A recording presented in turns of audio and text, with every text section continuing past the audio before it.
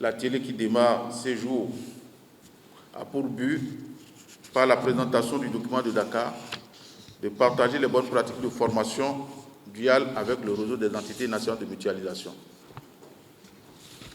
Au lieu d'éditer le document en l'état, le RAFPRO a fait l'option de l'enrichir en le complétant par les expériences de bonnes pratiques de formation duale dans les pays absents à Dakar, à savoir le Mali et le Niger. Celles des autres pays qui n'auraient pas été présentés lors du précédent atelier pouvant être rattrapées à l'occasion. Je me réjouis de la présence des représentants du Burkina Faso, de la Côte d'Ivoire, du Mali, du Niger, du Sénégal, du Tchad, du Togo et du Bénin, qui passeront en revue le document avec la possibilité d'apports constructifs qui permettront de dissiper les frustrations possibles et de disposer de documents de bonne pratique de formation duale consensuels, définitivement prêts à l'édition et à la diffusion, sans souci de pratique, de critique mal à propos. Vu la qualité des participants, je ne doute point des échanges fructueux qui seront menés au cours de l'atelier pour parvenir au livrable attendu. En tant que partenaire de mise en œuvre du PROFOR, le RAFPRO, dont la mission est entre autres d'optimiser les dispositifs de formation professionnelle, de mutualiser et de vulgariser de bonnes pratiques,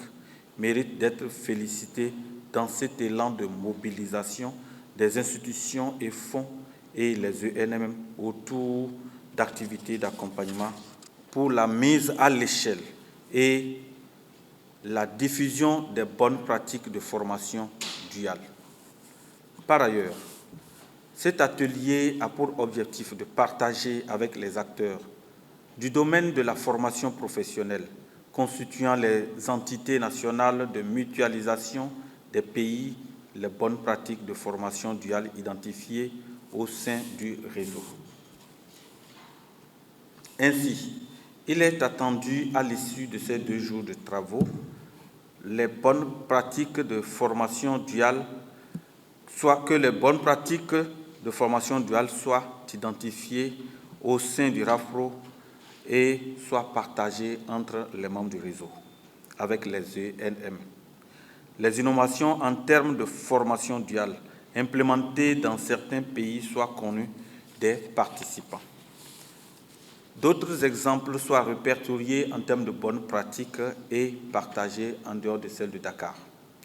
Enfin, votre rapport doit être disponible à l'issue de ces 2 jours de travaux. Je ne doute pas un seul instant des capacités, des ressources intellectuelles à mobiliser autour de cette activité,